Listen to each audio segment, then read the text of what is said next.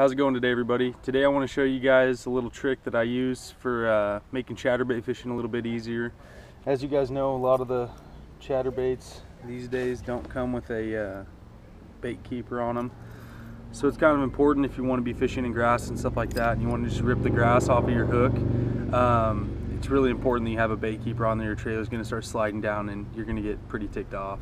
It's something that I had to deal with for probably 2 years before I figured this out, and not like it's a real novel concept, but it definitely is helpful. So what you're going to need first is just a spool of thread. This happens to be red. Color isn't really important because it's going to be underneath your trailer anyways.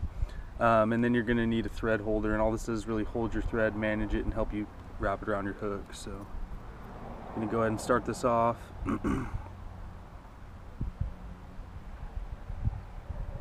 Just get a nice little base of thread on your hook, and then go ahead and trim the slack from where you started. Keep continuing that base about the length you want it to go. It'll just help hold that the keeper a little bit better. And then here's my keeper. It's just a wire from an old spinnerbait. I use that a lot just because it's really readily accessible for fishermen. You guys probably have old spinnerbaits where the blade's rusted out or the hook, you know, bent out or whatever, the paint's gone, the skirt's gone. So I use that a lot. You can go to a hardware store and get like some stainless steel cable or something like that, you know, or wire rather, not cable, to help you do this also. But then what I do is just wrap it on in one place, and then I like to go down, wrap it a little ways down, and then back up. So that just helps keep it kind of level. If you just start wrapping in one place, it won't stay level very well. Make sure it stays on top of your chatterbait there. As you can see, this one's a little bit far back, but it'll all work the same. Just make sure you get a good base wrapped around that shank of your hook so it doesn't go anywhere. Once it's on, you can add a little bit of super glue or some epoxy or something if you're worried about it sliding around, but usually they're pretty solid and I don't usually worry about it. All I do to finish is just make a well, let me catch up here,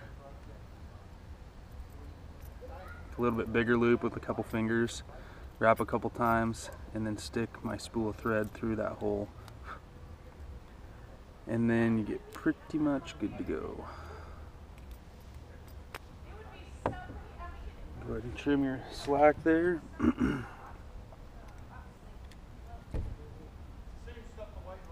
then you got your bait keeper on your chatterbait. Takes, you know, a minute or whatever. I don't know if I have any baits hanging out in the boat. I do. I was gonna bring one out but forgot. I throw brush hogs on my chatterbaits, especially at nighttime a lot. Rage craws, stuff like that. In the daytime I like swim sinkos and whatnot. But anyways, you get your trailer on there and won't be sliding down your hook every other cast, and you can rip it out of grass and all that good stuff. So there you go, simple trick. Put a bait keeper on your chatterbaits to help you save your trailers a longer amount of time you can have them on the hook, and you'll be able to rip it out of grass and stuff like that easier. So I hope that helps some of you guys who fish chatterbaits a lot. They're really good bait. They kind of been carrying me all year, especially night fishing, but give it a go. Thanks.